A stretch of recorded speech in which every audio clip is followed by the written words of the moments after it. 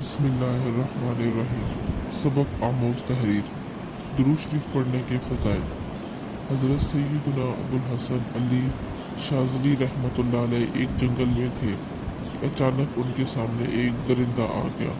ان کو اپنی جان کی فکر پڑ گئی، بس انہوں نے خوف زدہ ہو کر نبی کریم صلی اللہ علیہ وآلہ وسلم کی ذات مقدسہ پر درود و سلام پڑھنا شروع کر دیا، جس کی برکت سے آپ کو اس درندے سے نجات مل گئی اور آپ کی جان بچ گئی۔ سعادت الدارین۔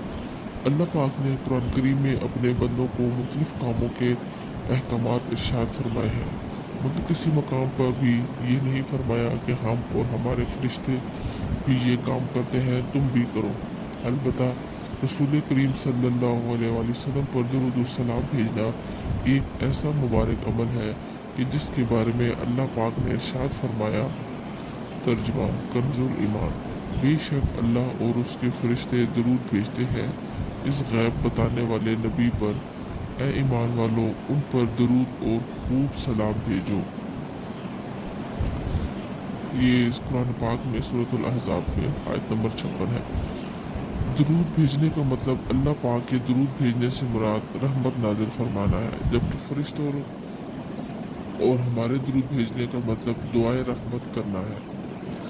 درود پاک پڑھنے سے کے فضائل۔ حضور اکرم صلی اللہ علیہ وآلہ وسلم کی مبارک ذات پر درود بھیجنا بہت بڑی سعادت ہے۔ اس کے کچھ فضائل ملاحظہ کیجیے۔ نمبر 1، درود میں 3 فائدے ہیں: 10 رحمتیں، 10 گناہوں کی معافی اور 10 درجوں کی بلندی۔ نمبر 2، درود شریف پڑھنے والے کی دعا قبول ہوتی ہے۔ نمبر 3، بکثرت درود پاک پڑھنے والے خوش نصیب کے گناہوں کی مغفرت کر دی جاتی ہے۔ نمبر 4، فکروں اور پریشانیوں سے نجات ملتی ہے۔ نمبر 5، اس کے لیے نبی پاک صلی اللہ علیہ وآلہ وسلم کی شفاعت واجب ہو جاتی ہے۔ نمبر 6، اسے عرش کے سائے میں جگہ ملے گی۔ محفوظ ازیائے درود و سلام۔ اللہ تعالی ہم سب کو درود پاک پڑھنے کی توفیق عطا فرمائے۔ بزرگان دین کی درود پاک سے محبت۔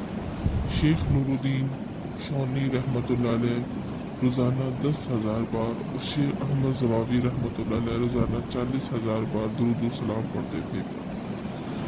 عاشقوں کے امام احمد رضا خان رحمۃ اللہ علیہ کی مبارک زندگی کی آخری تحریر درود پاک تھی۔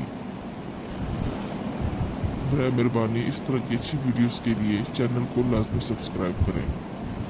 امیر اہل سنت حضرت علامہ مولانا الیاس اطہر قادری دامت برکاتہم العالیہ کے عشق رسول کی کیا بات ہے کہ آپ کی ترغیب پر درس و بیان سے قبل درود کی صدائیں بلند کی جاتی ہیں، اور آپ نے مختلف مواقع پر آپ نے درود کی یاد تازہ کرنے کے لیے صلو علی الحبیب یعنی حبیب خدا صلی اللہ علیہ وآلہ وسلم پر درود و سلام پڑھو کی صدا اس معاشرے میں متعارف کرائی، اور مدنی انعامات کے رسالے میں روزانہ کم از کم 313 بار درود پاک پڑھنے کی ترغیب ارشاد فرمائی۔